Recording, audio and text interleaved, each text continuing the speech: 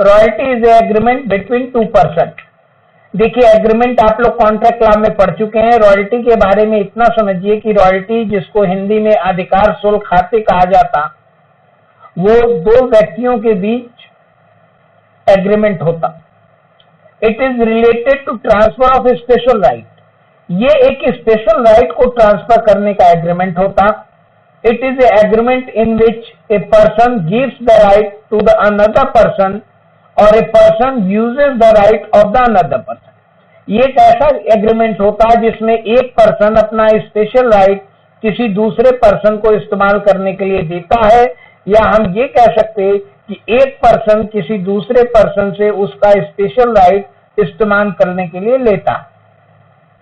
Royalty is an income for the person who gives the right. जो right देता है उसके लिए रॉयल्टी इनकम है, और an expenditure for the person who uses the right, और जो उस राइट को यूज करता है, इस्तेमाल करता है, उसके लिए रॉयल्टी एक्सपेंडिचर। फॉर एग्जाम्पल, जैसे किराया, रेंट की हम बात करते हैं तो मकान मालिक के लिए किराया इनकम है और किराएदार के लिए किराया एक्सपेंस होता। We can say royalty means special type of rent which received by the owner. हम ये कह सकते हैं कि रॉयल्टी स्पेशल टाइप का रेंट है जो ओनर द्वारा रिसीव किया जाता है। Difference between rent and royalty. Royalty को अच्छी तरह समझने के लिए हमें रेंट और रॉयल्टी में डिफरेंशिएट करना होगा। अब सबसे पहले हम नेचर ऑफ एसेट्स की बात करते हैं। देखिए, रेंट के लिए जनरली जो नेचर ऑफ एसेट्स होता है, हम देखते हैं कि किराए पे हम कौन सी एसेट्स करते हैं। टेंजिबल एसेट्स मींस ऐसी एसेट्स जो हमें दिखाई देती है। किराए पे हम जनरली कौन सी एसेट्स देते हैं? Fixed assets. जैसे हमने अपना मकान, बिल्डिंग किराए पे दी, तो नेचर ऑफ एसेट्स यहाँ क्या होगी? Fixed assets. कार हमने किराए पे दी, ये सारी चीजें फिक्स्ड एसेट्स में आती हैं। लेकिन रॉयल्टी के केस में अगर हम रॉयल्टी के लिए नेचर ऑफ एसेट्स की बात करते तो ये इनटेंजिबल एसेट्स के केस में ज्यादातर होता है। Intangible means special right, patent, trademark, copyright, know how, ये सारी इनटेंजिबल एसेट्स। और कैलकुलेशन में देखें कि अगर हम अपनी बिल्डिंग किसी को रेंट पे देते हैं तो रेंट का कैलकुलेशन हम मंथली करते हैं, लेकिन अगर हम होटल में रेंट पे कोई कमरा लेते हैं तो उसका डेली करते हैं, और अगर हम कार को रेंट पे देते हैं तो उसका कैलकुलेशन अलग। रॉयल्टी हम प्रोडक्शन के बेस पे जनरली कैलकुलेट करते हैं। ये रेंट और रॉयल्टी में डिफरेंस है। रॉयल्टी समझने के लिए आपको रेंट अच्छी तरह से समझना होगा। Next, kinds of royalty. कितने प्रकार की रॉयल्टी या अधिकार शुल्क होता? सबसे पहला माइनिंग रॉयल्टी। माइनिंग मींस जो कोयले की खान वगैरह में जो माइनिंग से रिलेटेड रॉयल्टी होती है उसे कोल माइन रॉयल्टी भी हम कहते हैं। सेकंड जो आपको डिस्कशन करना है, पेटेंट रॉयल्टी। पेटेंट के केस में जो आप स्पेशल राइट अपना ट्रांसफर करेंगे, फॉर एग्जांपल जैसे कोई कंपनी ताला बनाती है तो उसने अपना पेटेंट करा रखा है, और अगर वो अपना पेटेंट किसी दूसरे को इस्तेमाल करने के लिए देगी तो वहां पे पेटेंट रॉयल्टी होगी। कॉपीराइट रॉयल्टी मींस कि जैसे कोई टीचर होते हैं, बुक लिखते हैं, तो अगर वो बुक किसी दूसरे पब्लिशर को पब्लिश करने के लिए देते और पब्लिशर से उन्हें रॉयल्टी मिलती है तो बुक पब्लिकेशन के केस में कॉपीराइट रॉयल्टी होती है। सम अदर टाइप की रॉयल्टी है जो आपको यहाँ डिस्कस नहीं करना, फर्दर हम करेंगे। और पार्टीज देख लीजिए, हमने बताया कि रॉयल्टी एग्रीमेंट है तो एग्रीमेंट में मिनिमम 2 पर्सन होने चाहिए। माइनिंग रॉयल्टी में जो 2 पर्सन होते हैं, एक लैंडलॉर्ड और दूसरा लेजी। लैंडलॉर्ड ओनर होता है, उसे रॉयल्टी रिसीव होती, और लेजी जो कि स्पेशल राइट लिया रहता है और वो रॉयल्टी पे करता लैंडलॉर्ड। पेटेंट रॉयल्टी में पेटेंटी एंड पेटेंट यूजर, पेटेंट को यूज करने वाला पेटेंटी को रॉयल्टी पे करता, मींस पेटेंटी के लिए अधिकार शुल्क इनकम है और पेटेंट यूजर के लिए एक्सपेंस है। कॉपीराइट रॉयल्टी, कॉपीराइट रॉयल्टी में राइटर या ऑथर जो होता है वो ओनर होता, और पब्लिशर वो उसके राइट को इस्तेमाल करता, तो पब्लिशर ऑथर को रॉयल्टी पे करता। ऑथर के लिए रॉयल्टी इनकम है और पब्लिशर के लिए एक्सपेंस है। और अदर केसेस में ओनर एंड यूजर टर्म हम यूज करते हैं। यूजर जो है ओनर को रॉयल्टी पे करता, ओनर के लिए रॉयल्टी अधिकार शुल्क इनकम होती है और यूजर के लिए एक्सपेंसेस। अब हम आते हैं माइनिंग रॉयल्टी। पहला जो हमारा डिस्कशन है, क्वेश्चन जो आपके बुकलेट और एग्जाम में आएंगे वो कोल माइन से रिलेटेड आएंगे। आपको समझना है कोल माइन रॉयल्टी अधिकार शुल्क में 2 पर्सन होंगे, A and B. A owner of coal mine होगा जिसे हम लैंडलॉर्ड बोलेंगे, B user of coal mine होगा जिसे हम लेजी बोलेंगे। और ए बी के बीच में एक एग्रीमेंट बनेगा। वो एग्रीमेंट हमें समझना है। अगर हम न्यूमेरिकल अच्छे से सॉल्व करना चाहते हैं तो हमें इस एग्रीमेंट को पहले समझना पड़ेगा। एग्रीमेंट में टर्म्स एंड कंडीशन दी रहती है कि ए लैंडलॉर्ड है, ओनर है, और बी लेजी है। तो लेजी जो है लैंडलॉर्ड को रॉयल्टी पे करेगा। ए के लिए रॉयल्टी इनकम होगी और बी के लिए रॉयल्टी एक्सपेंस होगी। टर्म्स एंड कंडीशन की अगर हम बात करते हैं तो सबसे पहले देखिए, अगर हम अपना मकान किसी को किराए पे देते हैं तो सबसे पहली टर्म्स क्या होती है कि किराया कितना लेगा। तो ए बी के बीच में अगर रॉयल्टी एग्रीमेंट हो रहा है तो उसका फर्स्ट क्या है, रॉयल्टी रेट। ए बी से कहता कि हम अपना कोल माइन आपको दे रहे हैं और बी उसमें से प्रोडक्शन करेगा। देखिए ए बी की पोजीशन सबसे पहले आप क्लियर करिए। ए के पास क्या है कि कोल माइन है और इस कोल माइन का ओनर है और राइट उसका है कि अपनी कोल माइन से कोयला एक्सट्रैक्ट कराए और उसको प्रोडक्शन के लिए भेजे।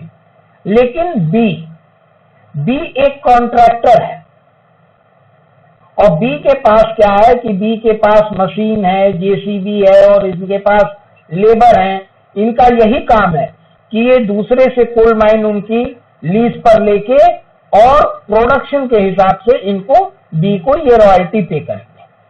ए रॉयल्टी पे करेंगे किसको, बी रॉयल्टी पे करेंगे ए को। तो सबसे पहले क्वेश्चन में टर्मिनोलॉजी सबसे पहले फिक्स क्या की जाती, royalty rate. Royalty rate depend होगा प्रोडक्शन पे।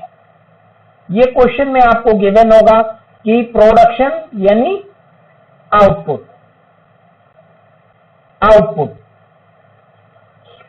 को ये क्वेश्चन में गिवन होगा और ये आउटपुट कोल्स का होगा टन्स वाइज और रॉयल्टी रेट गिवन होगा। Suppose that royalty at the rate of ₹1 पर टन गिवन। तो अगर आपका आउटपुट 10,000 टन है तो रॉयल्टी रेट ₹1 पर टन करेंगे तो फिर आपकी रॉयल्टी वहां पे मिल जाएगी आपको 1 into 10,000 टन, मीन्स की रॉयल्टी आपकी आ गई 10,000 रुपीज।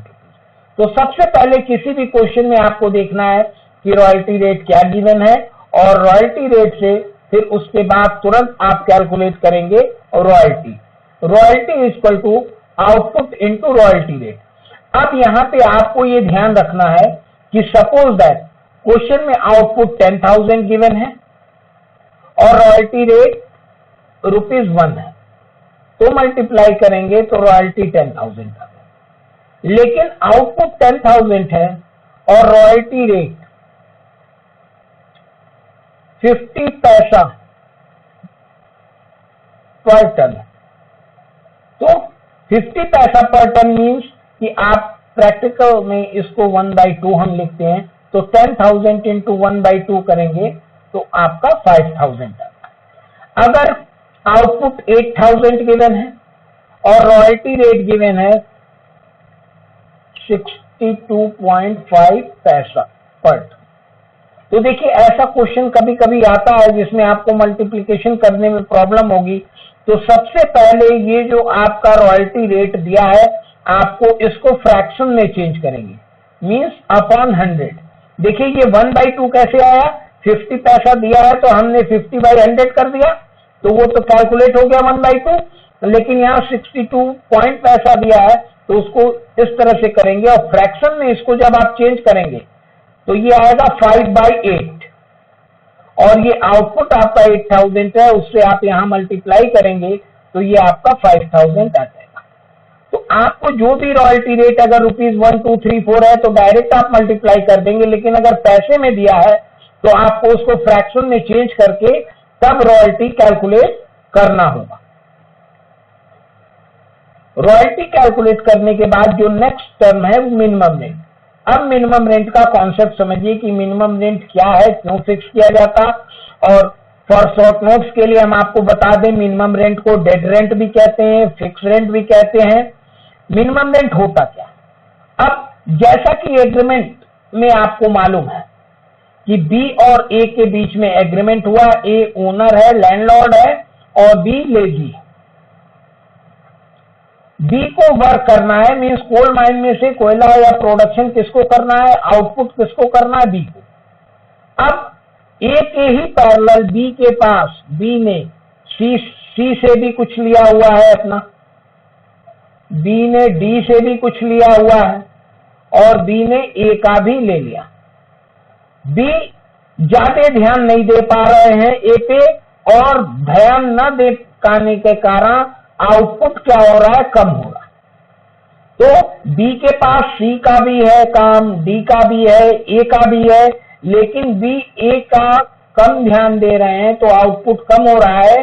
तो उससे क्या होगा कि लॉस किसको होगा, ए को होगा।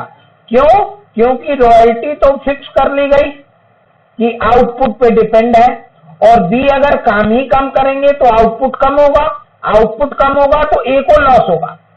तो ए इस लॉस से बचने के लिए क्या करता है कि मिनिमम रेंट मींस स्थायी किराया, यानी उसको फिक्स रॉयल्टी भी बोलते हैं, कि वो कहता है कि हमें आप फिक्स 20,000 रुपीज देंगे। मींस कि आप काम कम करिए या ज्यादा करिए वो अलग बात है, लेकिन अगर काम कम होता तो हम कम से कम मिनिमम रेंट मतलब न्यूनतम किराया आपसे 20,000 लेंगे।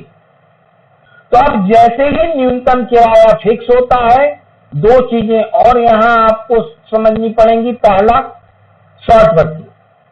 Short working equal to minimum rent minus royalty. Suppose that कि जैसा हमने आपको बताया प्रीवियस इलस्ट्रेशन में कि रॉयल्टी रेट 1 है और हमने आउटपुट किया 10,000, तो रॉयल्टी मेरी कितनी आ गई, रॉयल्टी 1 इंटू 10,000 10,000 आ गई। लेकिन मिनिमम रेंट हमने कितना रखा है, 20,000, तो 20,000 मिनिमम रेंट मेरा है और मेरी रॉयल्टी आई 10,000। इट मीन्स कि 10,000 क्या हो गया, शॉर्ट वर्किंग। अब यहां बी की पोजीशन समझिए। बी ने आउटपुट कितना किया, बी ने आउटपुट किया 10,000 टन। 10,000 टन आउटपुट करने पे रॉयल्टी कितनी बनी, रॉयल्टी 10,000 इंटू 1 10,000 बनी। लेकिन बी को ए को पेमेंट क्या करना है, मिनिमम रेंट की। कम से कम ए कितना लेगा, 20,000। इट मीन्स कि बी ने काम किया 10,000 का और पेमेंट करना पड़ा 20,000। ये मीन्स कि 10,000 उसने कम काम किया और ये शॉर्ट वर्किंग जो होती है ये बी के लिए लॉस होता है, क्योंकि काम उसने कम किया और पेमेंट उसको मिनिमम रेंट का करना पड़ा। ये कॉन्सेप्ट आप क्लियर करिएगा कि बी लेजी है और लेजी के लिए शॉर्ट वर्किंग लॉस। क्लियर? दूसरा कॉन्सेप्ट मिनिमम रेंट का डेवलप होता सरप्लस, कि अगर बी ने सपोज दैट आउटपुट किया 30,000 या 38,000 और मिनिमम रेंट कितना था, 20,000। रॉयल्टी रेट 1 रुपीज थी, तो रॉयल्टी कितनी आ जाएगी आपकी, 38,000। तो ऐसी सिचुएशन में जब रॉयल्टी आपकी ज्यादा होगी मिनिमम रेंट से, तो वो आपका क्या आ जाएगा, 18,000 सरप्लस आ जाएगा। क्लियर? अब यहां पे एक चीज आपको क्लियर करनी है कि शॉर्ट वर्किंग और सरप्लस क्वेश्चन में तभी आएगा जब मिनिमम रेंट दिया हुआ हो। अब एक सबसे इंपॉर्टेंट चीज शॉर्ट वर्किंग रिक्रूटमेंट। हमने जैसा आपको बताया कि बी के लिए शॉर्ट वर्किंग क्या होती है, लॉस होती है। अब देखिए ए का ये कैसा है, रॉयल्टी अकाउंट हम लोग पढ़ रहे हैं माइनिंग का। Mining means coal mine. अब बी का कहना यह है कि कोल माइन में कोयला जो होता है जमीन के अंदर होता है, तो बी का कहना है कि जो शॉर्ट वर्किंग या लॉस उनको हो रहा है स्टार्टिंग के ईयर में, क्योंकि स्टार्टिंग ईयर में क्या होगा कि कोयला नहीं निकलेगा, पत्थर निकलेगा या मिट्टी निकलेगी, कोयला बाद में निकलता है। तो स्टार्टिंग ईयर में जो भी शॉर्ट वर्किंग लॉस बी को हुई, बी ये चाहते हैं ए से कि हम फ्यूचर ईयर में मीन्स आगे आने वाले साल में अगर कोई सरप्लस होता है मीन्स आउटपुट ज्यादा होता, तो जो प्रीवियस का लॉस है मेरे पास, हम उसको फ्यूचर के सरप्लस से क्या करें, रिकूप करें।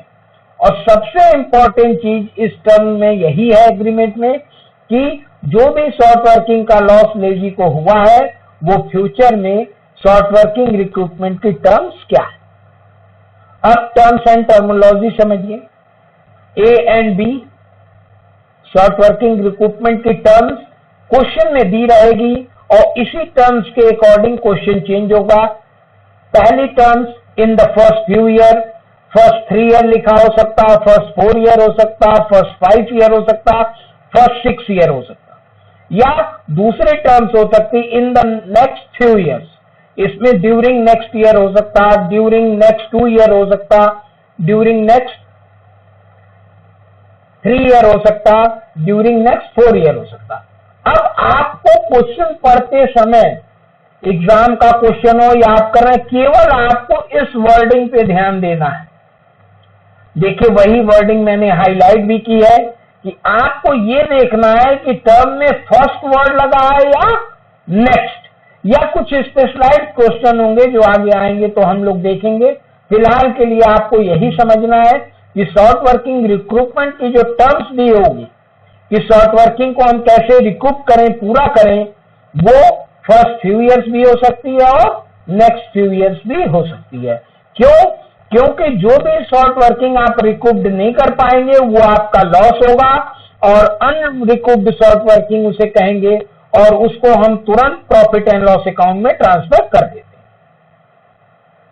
अनरिकूप्ड short working transfer to profit and loss account. जिस ईयर हमें पता चलेगा कि इतनी शॉर्ट वर्किंग हम रिकूप्ड नहीं कर पाए, अनरिकूप्ड हो गई, वो प्रॉफिट एंड लॉस में ट्रांसफर हो जाएगा। अब रॉयल्टी अकाउंट के अकाउंटिंग पे हम आते हैं। अभी तक थ्योरेटिकल पार्ट था, अब प्योर अकाउंटिंग में देखिए कि अकाउंटिंग ऑफ रॉयल्टी में हमें 2 काम करना है, preparation of analysis table and दूसरा अकाउंटिंग। अकाउंटिंग में हमें जर्नल एंड लेजर प्रिपेयर करना है, जर्नल और ledger in the books of lessee, in the books of landlord. और आपको यहां क्लियर करना होगा कि लेजी ही लैंडलॉर्ड को रॉयल्टी पेमेंट करता है, मींस रॉयल्टी लेजी के लिए एक्सपेंस होती, शॉर्ट वर्किंग लेजी के लिए लॉस होता, और रॉयल्टी के लिए लैंडलॉर्ड के लिए रॉयल्टी इनकम होती। तो इतना हमें काम करना है, हम 1 by 1 डिस्कस करेंगे। First, preparation of analysis table. देखिए रॉयल्टी के किसी भी क्वेश्चन में, चाहे वो माइनिंग रॉयल्टी हो, पेटेंट रॉयल्टी हो, कॉपीराइट रॉयल्टी हो, आपको सबसे पहले एनालिसिस टेबल बनाना है। एनालिसिस टेबल के लिए शॉर्ट वर्किंग रिक्रूटमेंट की टर्म्स बहुत इंपॉर्टेंट है और ये टर्म्स आप जानते हैं फर्स्ट फ्यू ईयर या नेक्स्ट फ्यू ईयर हो सकती है। अब उसके बाद एनालिटिकल टेबल जो हमारा बनना है वो 9 कॉलम में बनेगा। पहला कॉलम ईयर जो गिवन होगा क्वेश्चन में, दूसरा आउटपुट माइनिंग के केस में टन्स में होगा, और रॉयल्टी रेट जैसा कि हम डिस्कशन आपसे कर चुके हैं, इसमें मैंने क्वेश्चन मार्क लगाया है कि रॉयल्टी रेट अगर क्वेश्चन में ₹1 दिया है तो आप ₹1 लिखेंगे, ₹2 पर टन दिया है तो ₹2 पर टन लिखेंगे, और उसी से या 50 पैसे पर टन दिया है या 37.5 पैसा पर टन दिया है, अकॉर्डिंग टू जैसा दिया हो आपको टेबल में मेंशन करना होगा। फिर मिनिमम रेंट मैंने बताया, ये फिक्स रेंट क्वेश्चन में दिया होगा। और फिर शॉर्ट वर्किंग का कॉलम कैलकुलेट करने के लिए 4 - 3 मींस मिनिमम रेंट से रॉयल्टी को माइनस करेंगे तो ये शॉर्ट वर्किंग आ जाएगी। और सरप्लस के लिए रॉयल्टी में से मिनिमम रेंट को माइनस करेंगे।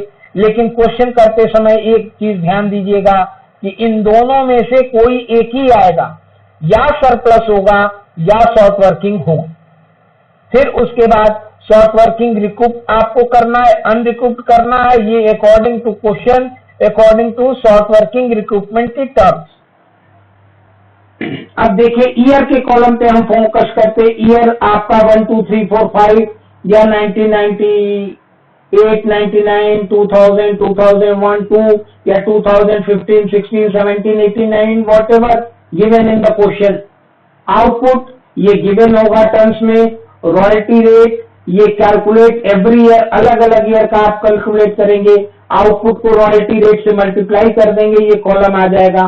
मिनिमम रेंट गिवन भी हो सकता और कैलकुलेट भी करना हो सकता, ये हम अभी बाद में डिस्कस करेंगे। गिवन का ही अभी हम लोग डिस्कस करेंगे, कैलकुलेशन वाला हम नेक्स्ट क्लास में डिस्कस करेंगे। शॉर्ट वर्किंग मिनिमम रेंट ज्यादा है तो मिनिमम रेंट माइनस रॉयल्टी, ये शॉर्ट वर्किंग आ जाएगी, और surplus royalty minus minimum rent और शॉर्ट वर्किंग रिकूप, ये according to the terms given. Terms की हम चर्चा कर चुके हैं कि फर्स्ट फ्यू ईयर की हो सकती है या नेक्स्ट फ्यू ईयर की, और अनरिकूप भी according to the terms given. और पेमेंट के केस में हमें ध्यान रखना है कि कंपेयर पेमेंट करने के लिए, देखिए यहाँ आप लोग कॉन्सेप्ट एकदम फिक्स कर लीजिए कि पेमेंट करने के लिए हमें मिनिमम रेंट और रॉयल्टी दो कॉलम को देखना, कि मिनिमम रेंट और रॉयल्टी का कंपेयर करेंगे। If minimum rent more, minimum rent ज्यादा होगा तो हम हमेशा पेमेंट मिनिमम रेंट करेंगे। इफ रॉयल्टी मोर तो royalty minus recoup means column number 3 में से कॉलम नंबर 7 हम लेस करके तब पेमेंट करेंगे। और ये पेमेंट का फिक्स रूल है, आपको ध्यान रखना पड़ेगा क्वेश्चन सॉल्व करते समय कि आप कंपेयर करेंगे मिनिमम रेंट और रॉयल्टी को। अगर मिनिमम रेंट ज्यादा है तो पेमेंट मिनिमम रेंट का होगा, अगर रॉयल्टी ज्यादा है तो पेमेंट रॉयल्टी में से आप रिकूप घटाने के बाद करेंगे। ये देखिए टेबल इस सीक्वेंस में आपको प्रिपेयर करना है। अब हम कुछ एग्जाम्पल लेके आपको टेबल डिस्कस करते हैं। ये देखिए आउटपुट गिवन है 8,000 10,000 13,000 14,000 20,000 और royalty rate at the rate of ₹1 पर टन है। तो क्लियर है कि आउटपुट से अगर 1 का मल्टीप्लाई करेंगे तो रॉयल्टी आ गई। मिनिमम रेंट क्वेश्चन में 13,000 गिवन है, 13,000 अगर मिनिमम रेंट मेरा गिवन है तो देखिए हम शॉर्ट वर्किंग निकालना है। तो शॉर्ट वर्किंग क्या डिस्कस किए हम लोग, मिनिमम रेंट माइनस रॉयल्टी, तो 13,000 माइनस 8,000 किया कितना आया 5,000। तो शॉर्ट वर्किंग आ गया तो यहाँ सरप्लस नहीं आया।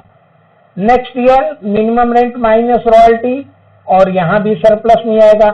थर्ड ईयर दोनों इक्वल हैं तो ना शॉर्ट वर्किंग आएगी ना सरप्लस। फोर्थ ईयर सरप्लस आ गया क्योंकि रॉयल्टी ज्यादा है, और फिफ्थ ईयर भी सरप्लस आया। ये आपका कॉन्सेप्ट है। तो देखिए कॉलम नंबर 1 2 आपको क्वेश्चन में गिवन होगा, फोर्थ भी गिवन होगा, और आपको यहाँ रॉयल्टी रेट गिवन होगा। तो रॉयल्टी रेट से सारे जितने भी आउटपुट हैं सबका रॉयल्टी रेट से मल्टीप्लाई करके 10,001 ये कैलकुलेट करेंगे। फिर उसके बाद रॉयल्टी और मिनिमम रेंट कंपेयर करके ये 2 5 6 कॉलम बनेंगे। उसके बाद अब रिकूप्ड और अनरिकूप्ड की जब भी बात होगी तो उसके लिए हमें टर्म्स को ध्यान में रखना होगा। अब देखिए सबसे इंपॉर्टेंट इस चैप्टर में यही है, रिकूप्ड और अनरिकूप्ड का कॉलम। उसको बहुत ही ध्यान से समझिए, टर्म्स के बेसिस पे ही उसको आपको सॉल्व करना है। Terms of short working recruitment क्या दिया है, फर्स्ट 3 ईयर। देखिए जैसे ही ये टर्म्स आपको दिखती है, आपको करना क्या है, आपको केवल एक काम करना है कि फर्स्ट दिया है तो फर्स्ट का मतलब ये हो गया, मतलब 3 ईयर ही आपके पास है। मीन्स कि आपको ये देखना है किसी भी क्वेश्चन में इतना कैलकुलेशन आप कर लेंगे, उसके बाद टर्म्स को ध्यान में रख के एक माइंड में अपने लाइन ड्रॉ करना कि short working recouped अनरिकूप्ड।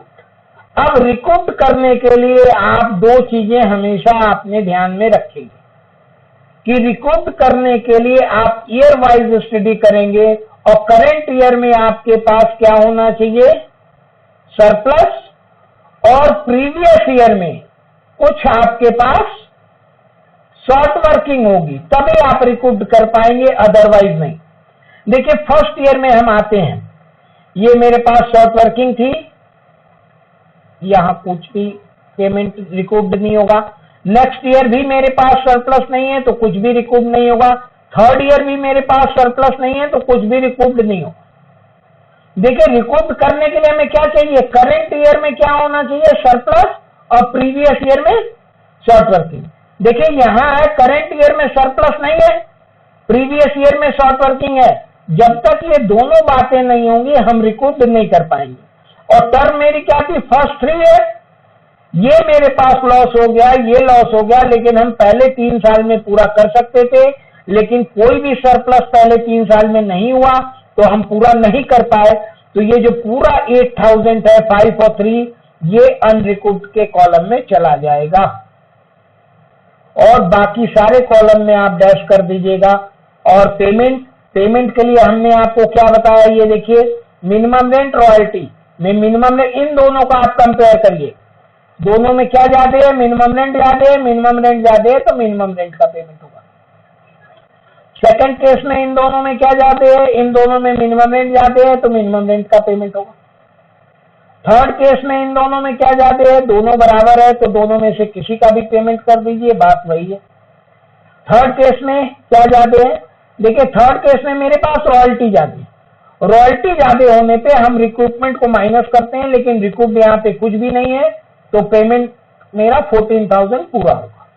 Next case में मेरा रॉयल्टी एक्सेस है 20000 तो यहां पेमेंट 20000 होगा। अब देखिए ये क्वेश्चन आपका फाइनल हुआ फर्स्ट 3 ईयर का, और इसको फिर से हम देखते हैं एक बार टर्मिनोलॉजी चेंज करके, इसी क्वेश्चन को हम ले आते हैं फिर से।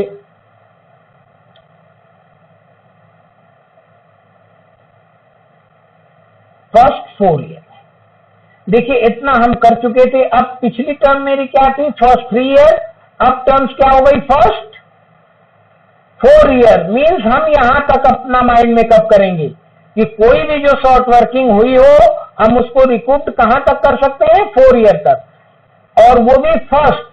तो हम फर्स्ट से 4 ईयर तक आए यहां पे। अब देखिए बात वही है कि हमें रिकूप करने के लिए सरप्लस चाहिए, सरप्लस यहां नहीं है, हम रिकूप नहीं करेंगे। यहां भी सरप्लस नहीं है, हम रिकूप यहां भी नहीं है। यहां देखिए सरप्लस 1000 और पहले की शॉर्ट वर्किंग 8000 है, तो 8000 में 1000 सरप्लस हुआ तो 1000 हमने रिकूप कर लिया, लेकिन यही मेरा लास्ट डेडलाइन है, क्या है, फर्स्ट 4 ईयर। तो बच गया जो 7000 हमें यहां अनरिकूप करना पड़ेगा। और उसके बाद देखिए यहां सरप्लस है मेरे पास, लेकिन हमारा यही 4th ईयर तक टर्म था, हम पूरी शॉर्ट वर्किंग को यहीं पे लैप्स कर चुके हैं। अब फर्दर मेरे पास कोई ट्रीटमेंट नहीं। अब पेमेंट के लिए 8000 13000, देखिए पेमेंट के लिए इन दो कॉलम को आपको करना है और उसी बेसिस पे यहाँ पेमेंट क्या होगा, 13000, नेक्स्ट ईयर भी 13000, नेक्स्ट ईयर भी 13000। उसके बाद देखिए यहाँ रॉयल्टी ज्यादा है तो रॉयल्टी में से रिकूप कितना किए, 1000, तो यहाँ पेमेंट कितना होगा, 13, और नेक्स्ट ईयर रॉयल्टी ज्यादा है, रिकूप कुछ भी नहीं हुआ तो यहाँ 20000। ये फर्स्ट 4 ईयर का है। और इसी तरह फिर सेम क्वेश्चन को हम आते हैं और फर्स्ट 5 ईयर पे देखते हैं कि क्या सॉल्यूशन होगा इसका। ये देखिए अब मेरे पास टर्म क्या, देखिए पहला क्वेश्चन हमने 3 ईयर में किया था यहीं पे, दूसरा हमने 4 ईयर पे किया तो हमने 1000 को क्या क्या रिकूप किया। अब हमारे पास क्या है, फर्स्ट 5 ईयर। तो फर्स्ट 5 ईयर मीन्स कि हमारा माइंडसेट यहां तक कहेगा, मीन्स कोई भी शॉर्ट वर्किंग है हम यहां तक पूरा कर सकते। तो अब देखिए फर्स्ट ईयर में तो कुछ भी नहीं करेंगे, सेकंड ईयर में सरप्लस नहीं है, नहीं करेंगे, थर्ड ईयर में सरप्लस नहीं है, नहीं करेंगे, फिर सरप्लस है 1000 और टोटल शॉर्ट वर्किंग मेरी 8000 है तो 1000 यहां पूरा कर लिए और 538 में से 1000 पूरा कर लिए, बचा कितना, 7000, यहां 7000 सरप्लस है, 7000 यहां पूरा कर लिए। अनरिकूप में कुछ भी नहीं जाएगा इस केस में, क्योंकि जितनी मेरी शॉर्ट वर्किंग थी हम फ्यूचर के सरप्लस से उसे पूरा कर लिए। और टर्म्स मेरे पास कितनी थी इस बार, 5 ईयर, और हमने 5 ईयर में पूरी जो भी मेरी शॉर्ट वर्किंग हुई थी 8,000 को कवर कर लिया, अनरिकॉर्ड में कुछ भी नहीं जाएगा।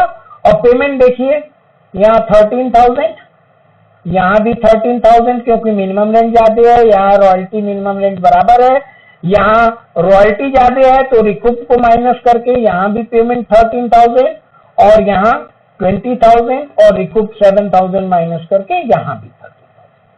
तो आप देख रहे हैं कि क्वेश्चन सेम है, लेकिन टर्मिनोलॉजी चेंज होने से, शॉर्ट वर्किंग रिक्रूटमेंट की टर्म्स चेंज होने से सॉल्यूशन जो है चेंज हो जा रहा है। अब हम सेम क्वेश्चन को दूसरे टर्म्स पे करते हैं। अब देखिए अभी तक जो टर्म्स मेरे पास थी वो थी first 3 year, first 4 year, first 5 year. अब देखिए टर्म क्या हो गई, नेक्स्ट ईयर ओनली। देखिए फर्स्ट ईयर की जब हम बात कर रहे थे तो फर्स्ट ईयर का यहां से हम काउंट कर रहे थे, फर्स्ट 3 ईयर, फर्स्ट 4, फर्स्ट 5। लेकिन अब टर्म्स मेरे पास क्या हो गई है, नेक्स्ट ईयर। नेक्स्ट जब भी लिखा रहे, जिस ईयर शॉर्ट वर्किंग होगी हम उससे नेक्स्ट जाएंगे, जिस ईयर शॉर्ट वर्किंग होगी हम उससे नेक्स्ट जाएंगे। आपको ये बात ध्यान रखनी है कि अगर क्वेश्चन में फर्स्ट फ्यू ईयर दिया तो हम यहां से काउंट करेंगे, और नेक्स्ट दिया तो जिस ईयर शॉर्ट वर्किंग होगी उसके नेक्स्ट हम जाके सॉल्यूशन करेंगे। तो अब देखिए फर्स्ट ईयर मेरी शॉर्ट वर्किंग हुई 5,000, लेकिन हम रिकूप कहां तक कर सकते, नेक्स्ट तक कर सकते हैं। तो नेक्स्ट में कोई सरप्लस नहीं हुआ तो रिकूप नहीं कर पाए, तो हम यहीं पे अनरिकूप पकड़। देखिए अनरिकूप का मतलब क्या है कि जब रिकूप करने का राइट मेरे पास खत्म हो जाएगा तुरंत हम उसको अनरिकूप में ट्रांसफर करेंगे। सेकंड ईयर में 3,000 शॉर्ट वर्किंग हुई, उसका नेक्स्ट ईयर ये है, यहां भी सरप्लस नहीं हुआ और उसको हम यहां अनरिकूप में ट्रांसफर कर देंगे बस। उसके बाद शॉर्ट वर्किंग है ही नहीं तो कोई दिक्कत नहीं। और पेमेंट, आपको पेमेंट का कॉन्सेप्ट एकदम क्लियर रखिए। रॉयल्टी और मिनिमम रेंट में मिनिमम रेंट ज्यादा है तो मिनिमम रेंट का पेमेंट होगा, और अगर दोनों बराबर हैं तो आप किसी का भी पेमेंट कर दीजिए। लेकिन अगर रॉयल्टी ज्यादा है तो रॉयल्टी में से आपको रिकूप घटाएंगे, लेकिन रिकूप कुछ भी नहीं है तो पूरा पेमेंट होगा। और यहाँ 20,000 में से रिकूप कुछ भी नहीं है तो पूरा 20,000 पेमेंट होगा। आपको क्लियर कट क्वेश्चन देखना है कि उसने फर्स्ट फ्यू ईयर की टर्म्स दी है या next few year. Next year अब कुछ और क्वेश्चन हम करेंगे इसी टर्मिनोलॉजी पे।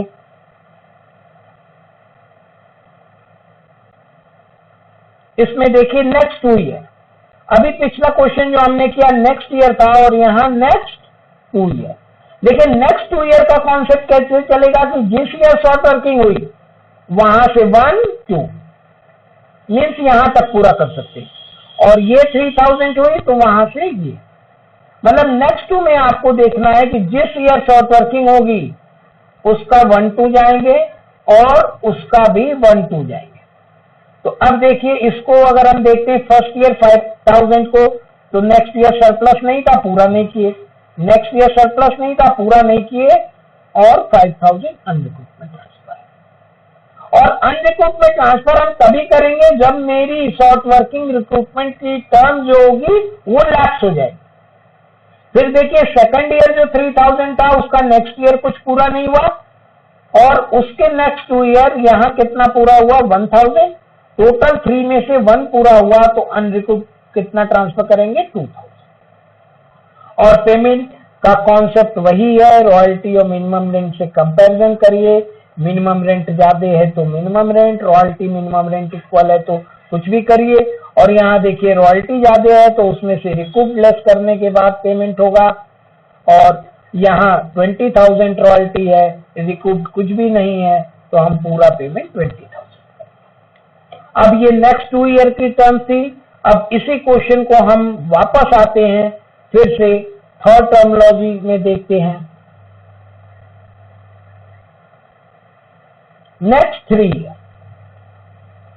नेक्स्ट 3 ईयर में देखिए नेक्स्ट 3 ईयर का कॉन्सेप्ट कैसे चलेगा कि जिस ईयर शॉर्ट वर्किंग होगी 1, 2, 3, नेक्स्ट ईयर शॉर्ट वर्किंग हुई 1, 2, 3।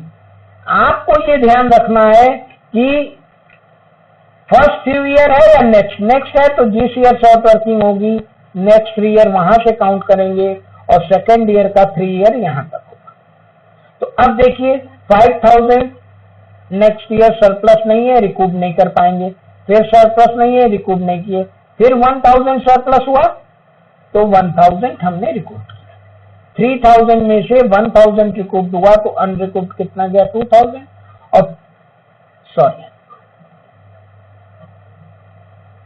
ये देखिए 5000 का यहां तक है, तो 5000 में कुछ भी रिकूप नहीं हुआ, सरप्लस नहीं है, यहां भी नहीं, 1000 हमने रिकूप किया तो अनरिकूप में कितना जाएगा 4000, और ये जो 3000 है इसका 3 ईयर यहां तक आएगा, तो 7000 सरप्लस है, लेकिन शॉर्ट वर्किंग मेरे पास कितनी है 3000 थी, तो हम पूरा रिकूप कर लेंगे और अनरिकूप्ड कुछ भी नहीं जाएगा।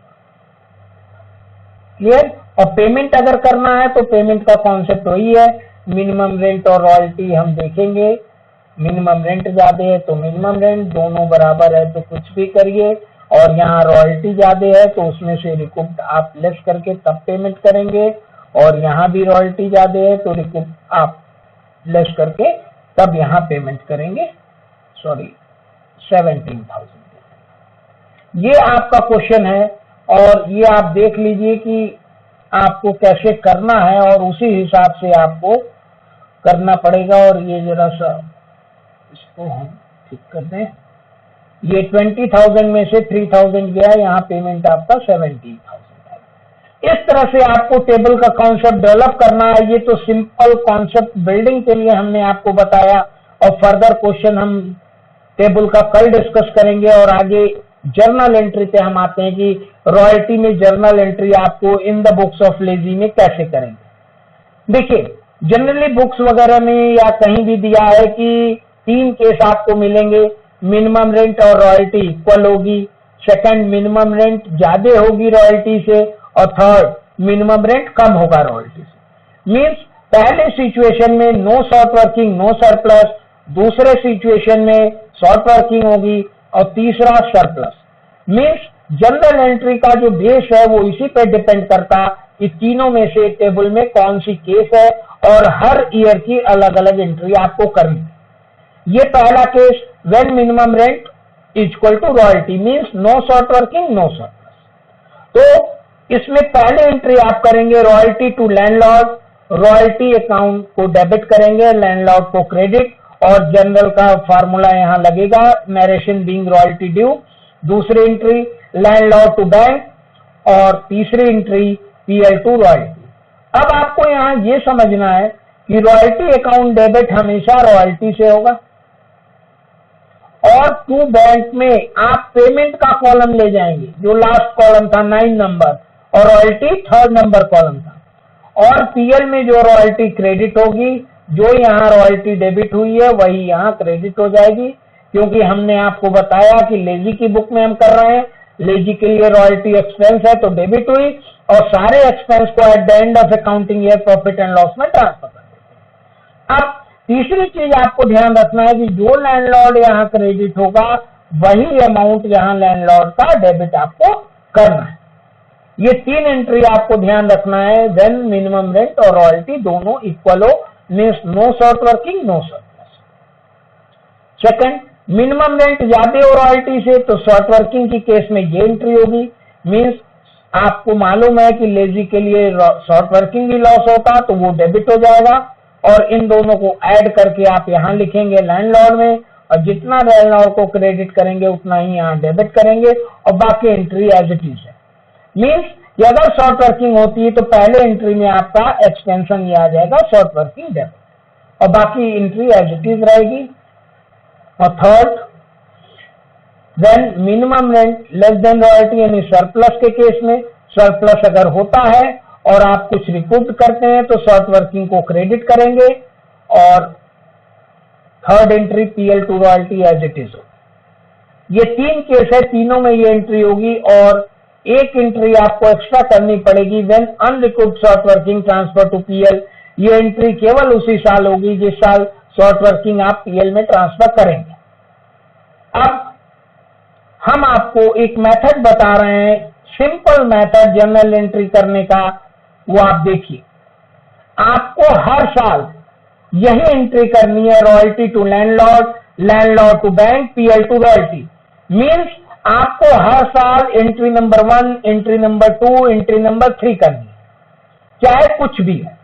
बस आपको ध्यान ये रखना है कि अगर no short working, no surplus case है तो पहली entry royalty to landlord, second landlord to bank और थर्ड पीएल टू रॉयल्टी। लेकिन अगर शॉर्ट वर्किंग होती है तो आपको पहली एंट्री में शॉर्ट वर्किंग को डेबिट कर देना। अगर शॉर्ट वर्किंग रिकूव्ड होता तो दूसरे एंट्री में शॉर्ट वर्किंग को क्रेडिट कर देना और पहली एंट्री में नहीं करेंगे उस केस में। और थर्ड, अगर शॉर्ट वर्किंग अनरिकूव्ड होती है तो थर्ड एंट्री में उसे क्रेडिट कर देंगे। मींस क्वेश्चन में आप देख लीजिएगा कि या तो शॉर्ट वर्किंग होगी या तो रिकूव्ड होगा, इन दोनों में से कोई एक होगा। तो जो होगा, अगर शॉर्ट वर्किंग है तो पहली एंट्री में शॉर्ट वर्किंग को डेबिट करेंगे, अगर रिकूव्ड है तो दूसरी एंट्री में शॉर्ट वर्किंग को क्रेडिट करेंगे और अनरिकूव्ड है तो थर्ड एंट्री में ये करेंगे। अब वन बाय वन हम डिस्कशन करते हैं, एक क्वेश्चन लेते हैं, इसकी जनरल एंट्री क्या होगी। देखिए, ये मेरे पास एक क्वेश्चन है। तो देखिए, जैसा कि हमने आपको बताया, एंट्री करने के लिए हमें क्या देखना, पहली एंट्री क्या बताई हमने कि शॉर्ट वर्किंग है। देखिए, फर्स्ट ईयर शॉर्ट वर्किंग है तो मेरी पहली एंट्री क्या होगी, royalty debit, short working debit to landlord. Royalty मेरी कितनी है, 8000, शॉर्ट वर्किंग कितना है, 5000, दोनों ऐड करके लैंडलॉर्ड में कितना गया, 13000। और सेकंड एंट्री मेरी क्या होती है, सेकंड एंट्री मेरी देखिए, second entry landlord debit to bank, payment से होगा, पेमेंट से 13000 होगा। मींस जो ये 13000 क्रेडिट आएगा नेक्स्ट एंट्री में तुरंत डेबिट हो जाएगा। और थर्ड एंट्री मेरी क्या होगी, पीएल डेबिट टू रॉयल्टी, उससे रॉयल्टी अमाउंट से, रॉयल्टी 8000 से डेबिट हुआ था, फिर 8000 से क्रेडिट हो गया। मींस आपको ईयर वाइज 3 एंट्री करनी है। और अगर 5 साल का क्वेश्चन है तो 5 × 3 13 एंट्री होगी। फिर देखिए सेकेंड ईयर की क्या एंट्री होगी, फिर देखिए सेकेंड ईयर फिर शॉर्ट वर्किंग है तो सेकेंड ईयर की एंट्री क्या होगी, royalty debit, short working debit to landlord. Royalty second year की क्या है, 10000, शॉर्ट वर्किंग 3000 और लैंडलॉर्ड में 13000 क्रेडिट। और सेकेंड एंट्री मेरी क्या हो जाएगी, लैंडलॉर्ड डेबिट टू बैंक, 13000 हमने सेकेंड ईयर पेमेंट किया, 13000। और third PL account debit to royalty. ये एंट्री रॉयल्टी अमाउंट 10000 था सेकेंड ईयर, तो रॉयल्टी से। अब इसी तरह आपको थर्ड ईयर की एंट्री करनी है। देखिए थर्ड ईयर न तो शॉर्ट वर्किंग है न सरप्लस, तो सिंपल एंट्री होगी, royalty to landlord 13000, landlord to bank 13000, PL account debit to royalty 13000। अब आते हैं फोर्थ ईयर। फोर्थ ईयर देखिए मेरा सरप्लस हो गया, तो जब हम फोर्थ ईयर की एंट्री करने आएंगे, मीन शॉर्ट वर्किंग नहीं है, तो शॉर्ट वर्किंग नहीं होने पे पहली एंट्री होगी royalty debit to landlord. Fourth year की रॉयल्टी कितनी है, 14000, तो 14000 से इसको हम डेबिट क्रेडिट कर देंगे। नेक्स्ट एंट्री मेरी क्या है, लैंडलॉर्ड डेबिट टू बैंक होगी, लैंडलॉर्ड डेबिट टू बैंक 14000 हमने नहीं। नेक्स्ट ईयर क्या है, रिकूपमेंट भी है, तो to bank to short working, landlord 14 से होगा, बैंक हमने 13000 पेमेंट किया, 1000 हमें शॉर्ट वर्किंग रिकूप कर लिया। और third entry PL debit to royalty, लेकिन फोर्थ ईयर अनरिकूप भी है, तो यहाँ पे टू शॉर्ट वर्किंग भी उसी में ऐड कर देंगे। मींस 14000 फोर्थ ईयर की रॉयल्टी थी और 7000 अनरिकूप में, मींस टोटल पीएल में क्या ट्रांसफर होगा, 21000।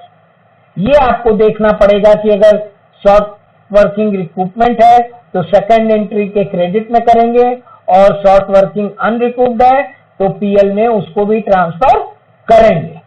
और लास्ट फिफ्थ ईयर की एंट्री देखिए, फिफ्थ ईयर में भी आपका सरप्लस है, तो पहली एंट्री क्या होगी, royalty debit to landlord, total कितना है रॉयल्टी 20,000 से 20,000 से आपने क्रेडिट कर दिया। Second landlord debit to bank और पेमेंट भी 20,000 हुआ है, कोई रिकूप कोई अनरिकूप्ड स्टॉल नहीं है। और थर्ड एंट्री आपकी simple PL account debit to royalty, ये भी 20,000 से आपकी हो जाएगी। तो आपको केवल एनालिटिकल टेबल बनाने में जो मेहनत होगी, और जनरल एंट्री एकदम सिंपल है, 1 बाय 1 आप करेंगे अकॉर्डिंग टू सिचुएशन। और ये कुछ क्वेश्चन मैंने एग्जाम के लिए देखा है जो पिछले लास्ट 10 ईयर पेपर में आए हैं। Difference between rent and royalty 4 marks में, difference between royalty and minimum rent, pass journal entry in the books of lessee, आपको सिंपल जनरल एंट्री पास करनी है। और write short notes on royalty पे short notes आया है, सब lease, copyright royalty, types of royalty, minimum rent, short working reserve. तो ये फर्दर क्लास में हम लोग देखेंगे। आज की क्लास के लिए आप सभी लोगों को बहुत बहुत धन्यवाद कि आप लोगों ने बहुत धैर्य से सुना, और रेफरेंस इस बुक से लेके मैं आप लोग को पढ़ा रहा हूं।